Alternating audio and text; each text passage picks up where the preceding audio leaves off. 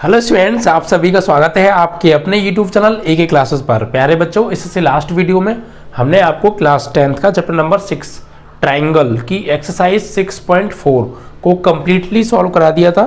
आज बच्चों हम एक्सरसाइज 6.5 स्टार्ट करने जा रहे हैं, जो कि अपने आप में इम्पोर्टेंट एक्सरसाइज है बच्चा। और इस एक्सरसाइज से एक थ्योरम है, वो जरूर बच्चा प्रूफ करने को बोर्ड एग्जाम में कई बार पूछी गई है। तो आज मैं उस थ्योरम को प्रूफ भी कराऊंगा। और कुछ थ्योरम ऐसी हैं जो खास इंपॉर्टेंट नहीं है, बट उनके ऊपर सवाल बहुत ज़्यादा पूछे जाते हैं जो कि बोर्ड एग्जाम में आते हैं। तो उन थ्योरम को मैं प्रूफ नहीं कराऊंगा, सिर्फ समझाऊंगा, क्योंकि उनके आधार पर बोर्ड एग्जाम में सवाल बनते हैं। ठीक है। और ये एक थ्योरम जो मैं प्रूफ कराने वाला हूँ वो पेपर में पूछी जाती है, जिसे हम बोलते हैं पाइथागोरस थ्योरम। ठीक है। पाइथागोरस प्रमेय होती क्या है पहले ये समझाऊंगा, फिर उसको प्रूफ भी मैं आपको कराऊंगा। ठीक है बच्चा। तो देखिए बच्चा, पाइथागोरस प्रमेय प्रूफ करने से पहले मैं आपको एक थ्योरम और बता रहा हूं। ठीक है। इस थ्योरम के आधार पर इस एक्सरसाइज में काफ़ी सवाल ऐसे हैं जो बोर्ड एग्जाम में कई बार आए हैं, और इसी प्रमेय को अगर आपको याद कर लेंगे और समझ लेंगे तो इसी आधार पर फिर आप क्वेश्चंस को भी आराम से कर पाएंगे। ठीक है।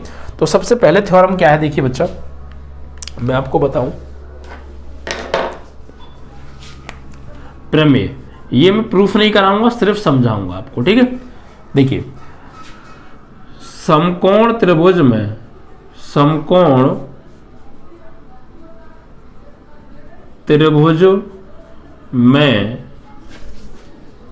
समकोण वाले शीर्ष से सम्मुख भुजा पर डाला गया लंब समकोण त्रिभुज में समकोण वाले शीर्ष से, जिस शीर्ष पर समकोण बना हो उसी शीर्ष से उसके सामने वाली भुजा यानी कर्ण पर डाला गया लंब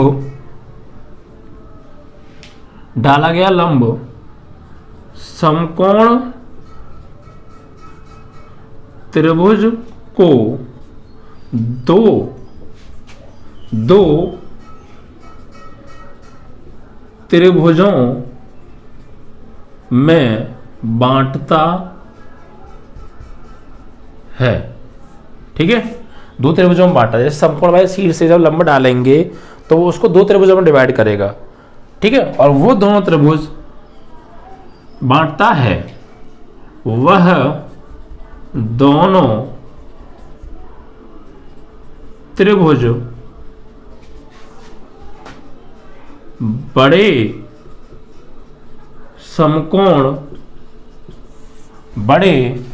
जो समकोण वाले शीर्ष से सम्मुख भुजा पर जब लंब डालेंगे तो वो समकोण को त्रिभुज को दो समकोण त्रिभुजों में बांटता है, और वह दोनों त्रिभुज बड़े समकोण त्रिभुज के साथ समरूप होते हैं। यानी बड़ा वाला समकोण त्रिभुज और ये जो दोनों त्रिभुज बने हैं अभी नए छोटे छोटे समकोण, ये और बड़े वाले आपस में समरूप होते हैं। ठीक है। समरूप होते हैं तथा ये आपस में भी समरूप होते हैं। ठीक है बच्चा बाड़ी। अब ये चित्र बना रहा हूं, चित्र से आपको 101% क्लियर हो जाएगा सब कुछ। ठीक है। जैसे मान लीजिए कि मेरे पास एक समकोण त्रिभुज है। क्या है मेरे पास? एक समकोण त्रिभुज है, या फिर मैं ऐसे बना देता हूं, कोई दिक्कत नहीं, कैसे ही बना लो, 90 का कोण बनना चाहिए उसमें।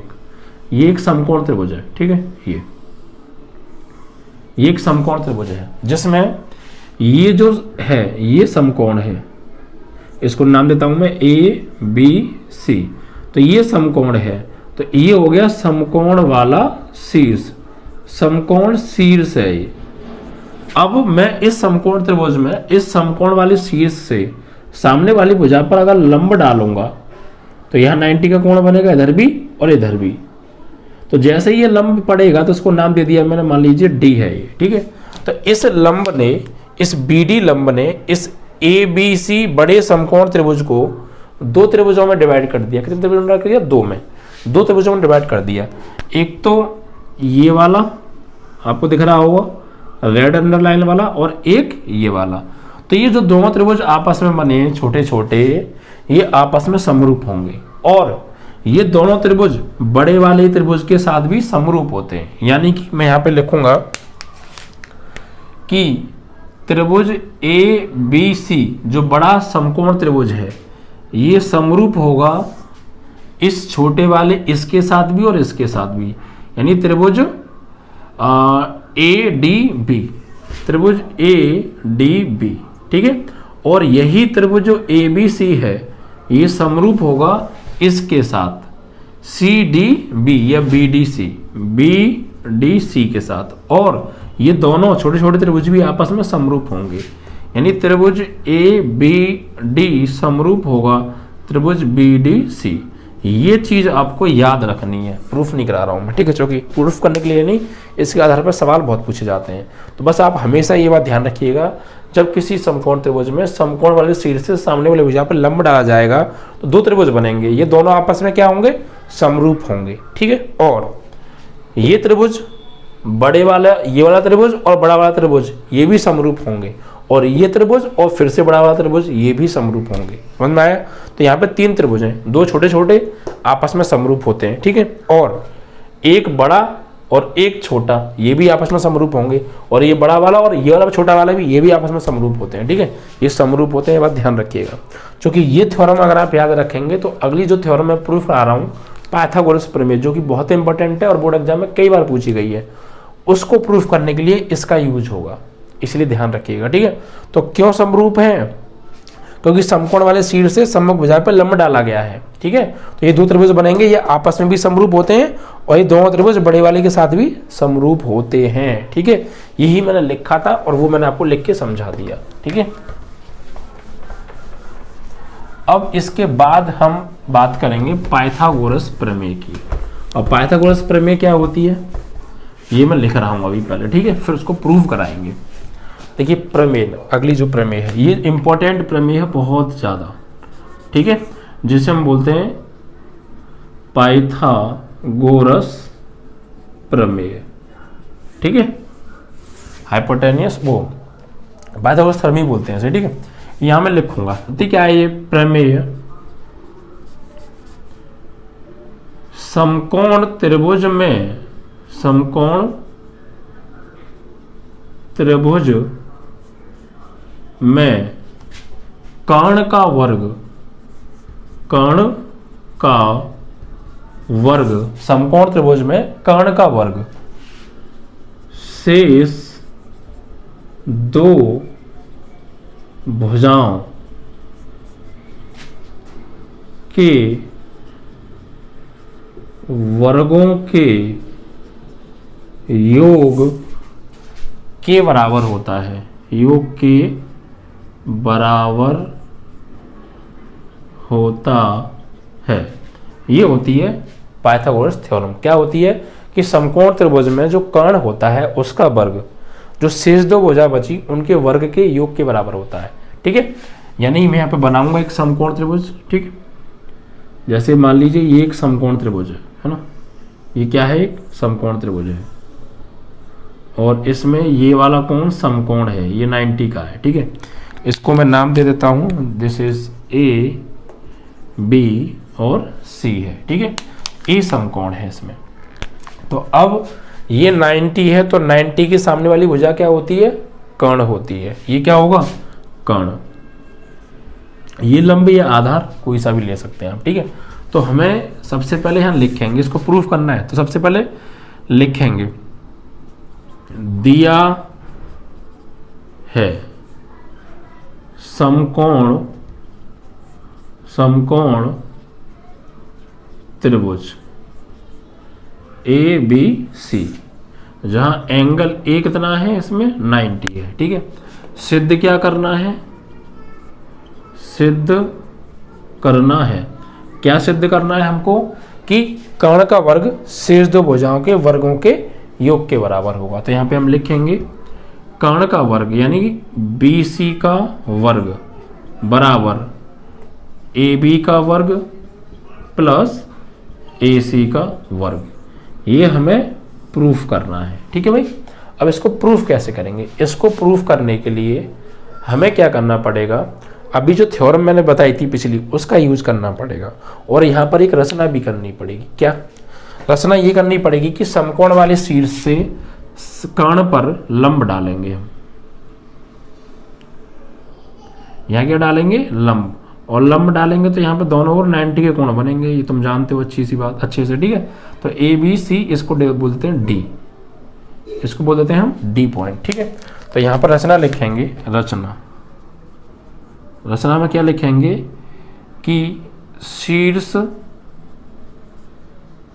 ए से कर्ण पर लंब AD खींचा या डाला। ठीक है, अब इसको हम प्रूफ करेंगे। तो देखिए, सबसे पहले जब समकोण वाली शीर्ष से सामने वाली भुजा पे लंब डाला गया है, यानी कर्ण पे लंब डाला गया है, तो यहाँ पे दो त्रिभुज बने, एक त्रिभुज ये बना, एक त्रिभुज ये बना।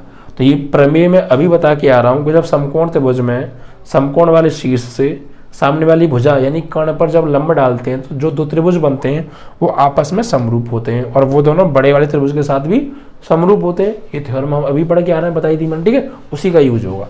तो यहाँ पर हम लिखेंगे ट्राइंगल BAC व ट्राइंगल BDA में, इन दो ट्राइंगलों को देखिए। तो यहाँ पे हम लिखेंगे ट्राइंगल BAC समरूप ट्राइंगल BDA। देखिए, ट्राइंगल BAC व ट्राइंगल BDA की बात मैं कर रहा हूं। ठीक है, अब ये दोनों आपस में क्या होंगे? समरूप होंगे। क्यों समरूप होंगे भाई? प्रमेय से। प्रमेय हमने अभी पढ़ी थी कि ये जो त्रिभुज है ये बड़े वाले त्रिभुज के साथ समरूप होगा। ठीक है, प्रमेय से। तो जब ये दोनों त्रिभुज आपस में समरूप होंगे तो क्या होगा? इनकी संगत भुजाओं का अनुपात बराबर होगा बाई थ्योरम। क्योंकि जब दो त्रिभुज समरूप होते हैं तो उनकी संगत भुजाओं का अनुपात बराबर होता है, हम पीछे पढ़ के आ रहे हैं। ठीक है, तो यहाँ पे अब त्रिभुज BAC और BDA दोनों की संगत भुजाएं लीजिए। तो देखिए, त्रिभुज BAC में 90 के सामने वाली भुजा BC, और त्रिभुज BDA में 90 के सामने वाली भुजा AB। ठीक है, संगत भुजा लेंगे। बड़े त्रिभुज में 90 के सामने वाली, तो छोटे में भी 90 के सामने वाली, तो क्या हो गई? AB बराबर। ठीक है, बड़े त्रिभुज में आप लीजिए लंब, ये वाला लंब AB। ठीक है, तो छोटे त्रिभुज का लंब क्या होगा? ये BD। ठीक है, BD। अब क्रॉस मल्टीप्लाई कर दीजिए, इसका दर इसका दर। तो AB का AB में करेंगे तो ये हो जाएगा AB स्क्वायर बराबर, और BC का BD में होगा तो BC into BD। This is equation number 1। समझ में आया? अब इसी प्रकार यहाँ लिखेंगे, इसी प्रकार ये बड़ा वाला त्रिभुज इस त्रिभुज के साथ भी समरूप होगा। यहाँ लिखेंगे त्रिभुज BAC समरूप त्रिभुज CDA समरूप होंगे। ठीक है, अब ये क्यों लिया हमने? यहाँ लिख भी सकते हैं आप लोग प्रमेय से ये दोनों त्रिभुज समरूप है तो उनकी संगत भुजाओं का अनुपात बराबर होगा। किससे? प्रमेय से। ठीक है, ऐसे ही ये दोनों त्रिभुज समरूप हैं किससे? प्रमेय से, जो कि हम अभी पीछे प्रमेय बताई थी मैंने, उस प्रमेय से। ठीक है, तो जब ये त्रिभुज ये वाला और बड़े वाले समरूप होंगे तो इनकी संगत भुजाओं का अनुपात भी बराबर होगा। तो लीजिए, तो बड़े त्रिभुज में 90 के सामने वाली भुजा BC, और इस त्रिभुज में 90 के सामने वाली भुजा AC बराबर, फिर बड़े त्रिभुज में लंब AC, छोटे त्रिभुज में लंब DC। ठीक है, अब इनका क्रॉस मल्टीप्लाई कीजिए, इसका धर लिख दीजिएगा ये प्रमेय से। तो AC का AC में करेंगे AC स्क्वायर, और BC का DC में तो BC into DC, equation number 2। ठीक है, अब इन दोनों को जोड़ दो, समीकरण 1 प्लस समीकरण 2। ठीक है, चलो तो अब जब जोड़ेंगे तो क्या होगा, A B square A C square, A B square plus A C square, और इधर की साइड में जोड़ेगी तो B C into B D plus B C into D C. तो ये A B square plus A C square बराबर common क्या रहा दोनों में से, बी सी आ गया कॉमन, तो क्या बचा B D plus D C. अब बी डी और डी सी को देखिए जरा गौर से, बी डी और डी सी, तो बी डी और डी सी दोनों जुड़ रहे हैं, बी डी और डी सी को जोड़ देंगे तो पूरा बी सी नहीं बन जाएगा, तो इन दोनों की जगह क्या लगा देंगे हम, बी सी। तो A B square plus A C square बराबर, ये बी सी तो है ही है, और इन दोनों की जगह क्या लग जाएगा, पूरा बी सी। तो गौर दीजिएगा जरा, गौर दीजिएगा, A B square plus A C square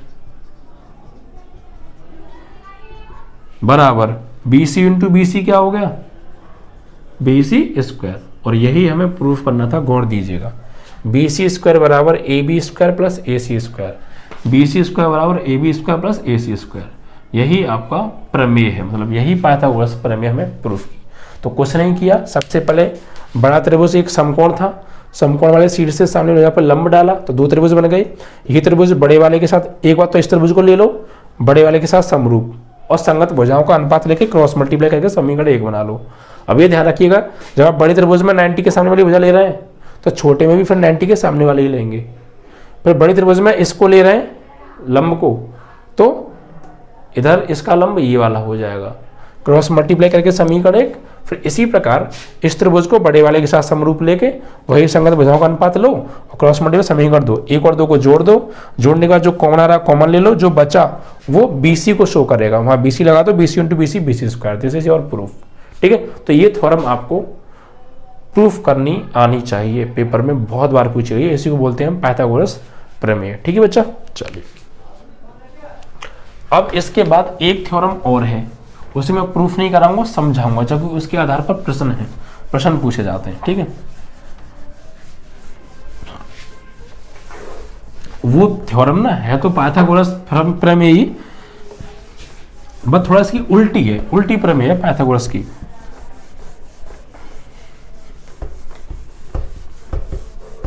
ठीक है, मैं उसे लिखकर तुम्हें समझा दूंगा अभी। ठीक,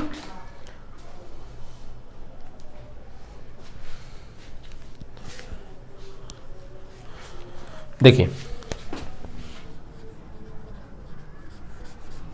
यदि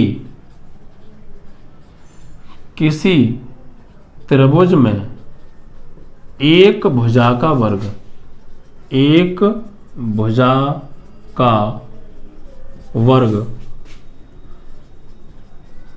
शेष दो भुजाओं के वर्गों के योग के बराबर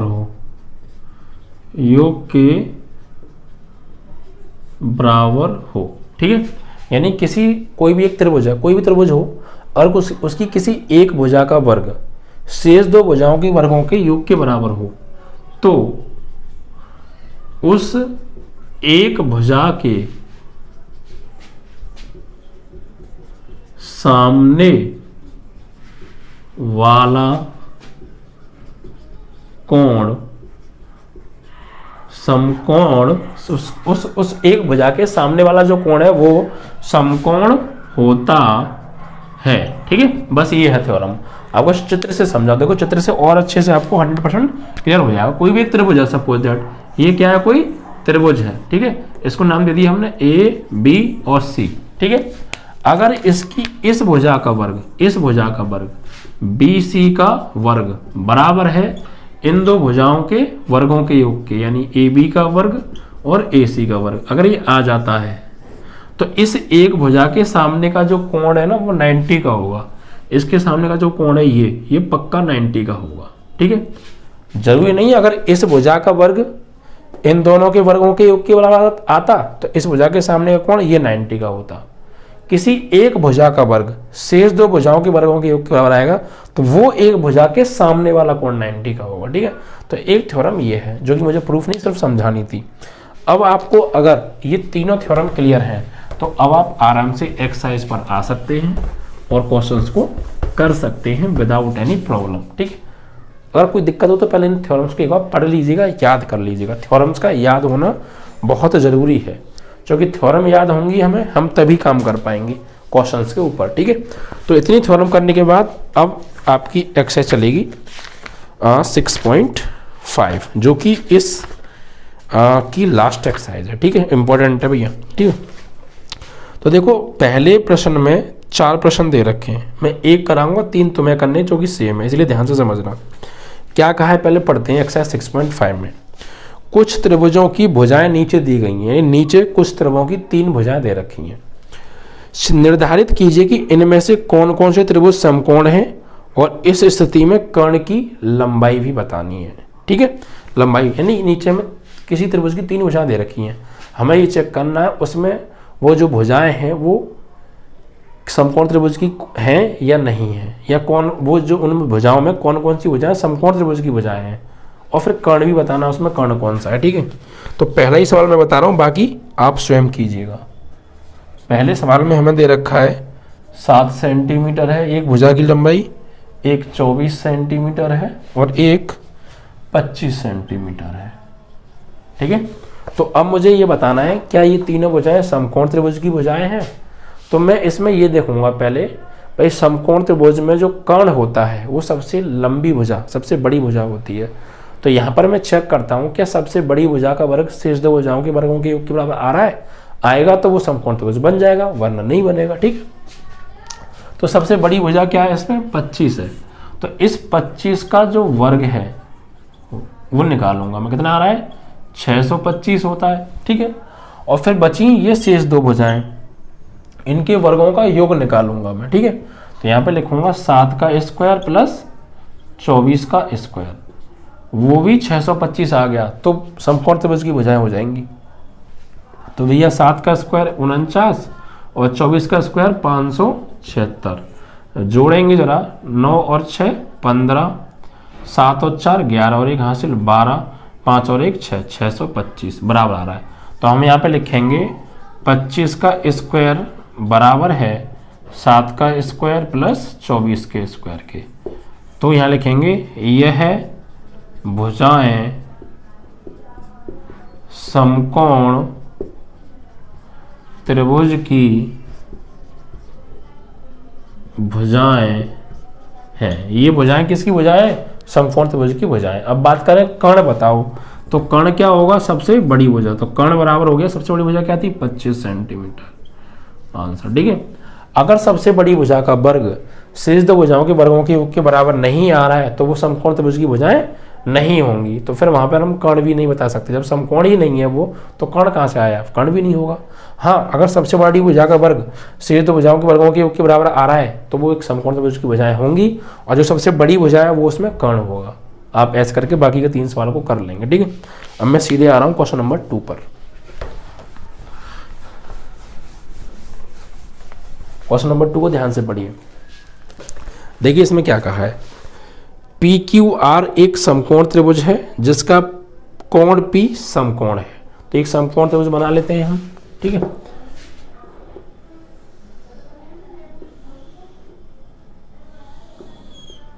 ठीक है, ये PQR इसको नाम दिया गया है और इसमें जो समकोण है वो P है। तो यहां P लिख दो पहले, क्योंकि ये समकोण है। तो P Q और R इसको हमने नाम दे दिया। ठीक है, ये समकोण त्रिभुज है जिसमें P समकोण है। आगे पढ़िए। तथा QR पर बिंदु M इस प्रकार स्थित है, यानी इस QR पर एक बिंदु है M, और ये M इस प्रकार है कि PM लंबवत QR, PM लंबवत QR, यानी इस पे लंब है। क्या है? इस पे लंब है। ठीक है, आगे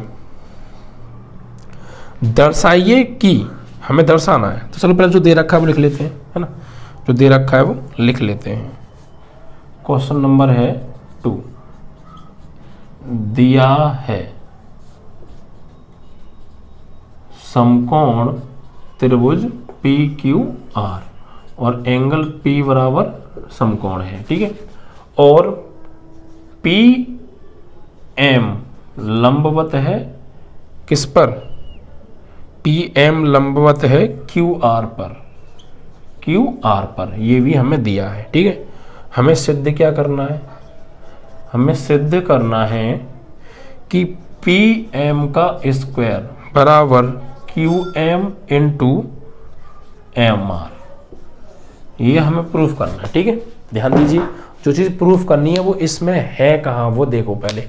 पी एम का स्क्वायर यानी इस पी एम का स्क्वायर बराबर क्यू एम यानी Q M into M R यानी एम आर, यानी हमें इस भुजा और इस भुजा और इस भुजा, इन तीन भुजाओं से काम है, सिर्फ वही प्रूफ में लाना। तो ध्यान से समझिएगा, अभी अभी हमने सबसे पहली थ्योरम बताई थी कि जब किसी समकोण त्रिभुज में समकोण वाले शीर्ष से सामने वाली भुजा पे लंब डाला जाता है, जो त्रिभुज बनते हैं दोनों आपस में, वो कैसे होते हैं, समरूप होते हैं।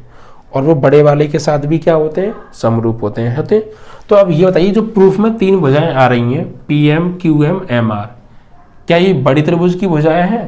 तो बिल्कुल नहीं है भाई। पी एम बड़ी त्रिभुज की तो भुजा है नहीं, क्यू एम ये भी बड़ी त्रिभुज की नहीं है, एम आर ये भी बड़े की नहीं है। तो क्या बड़ी त्रिभुज की जरूरत होगी यहाँ पे हमें प्रूफ करने में? नहीं, सिर्फ छोटे त्रिभुजों की भुजाएं की बात हो रही है। ये तीनों भुजाएं इन छोटे त्रिभुजों की हैं जो इस लंब के डालने से बने हैं।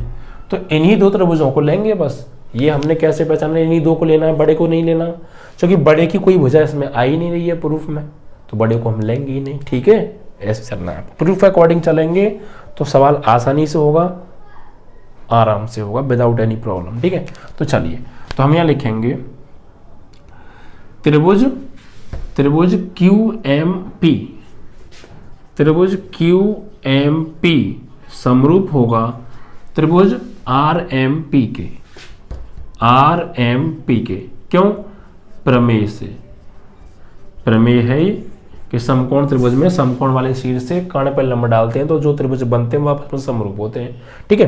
अब जब ये दो त्रिभुज समरूप हैं तो इनकी संगत भुजाओं का अनुपात क्या होगा? बराबर होगा। होगा या नहीं होगा? ऑफ कोर्स होगा। तो लीजिए भाई, इस त्रिभुज में, इस त्रिभुज में, इसमें देखिए, इसमें ये 90 है, ठीक है, और इसमें ये 90 है। तो 90 के सामने वाली भुजा हो गई QP या PQ, लेकिन वो तो प्रूफ में नहीं आ रहा है तो इसको हम नहीं लेंगे। 90 के सामने वाली भुजा क्या हो गई? इसमें PR, लेकिन PR प्रूफ में नहीं आ रहा तो इसको भी हम नहीं लेंगे। सिर्फ इन भुजाओं की बात हो रही है। तो 90 के सामने वाला ये क्या हो गया? लंब, सॉरी कर्ण, ये कर्ण हो गया इस त्रिभुज में, तो कर्ण को नहीं लेंगे, इस कर्ण को भी नहीं लेंगे। ये हो गया इस त्रिभुज के लिए, ये क्या हो गया? आधार। और इस त्रिभुज के लिए आधार कौन सा होगा? फिर ये वाला, ठीक है। तो इनको लेंगे, ठीक है। तो क्यू एम अपॉन MP बराबर इस त्रिभुज का आधार, तो इस त्रिभुज का आधार ये, ठीक है। अब इस त्रिभुज का लंब ये PM, तो इस त्रिभुज का लंब फिर कौन सा हो जाएगा? ये वाला MR, ठीक है। अब इनका क्रॉस मल्टीप्लाई कर दीजिए, तो MP का MP में करेंगे या PM, एक ही बात है, गुणा करेंगे तो क्या हो जाएगा? PM स्क्वायर, और इसका इसमें होगा QM इंटू MR।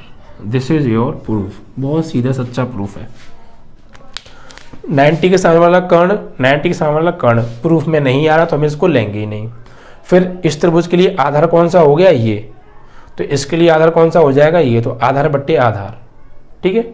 फिर इस त्रिभुज के लिए लंब कौन सा होगा?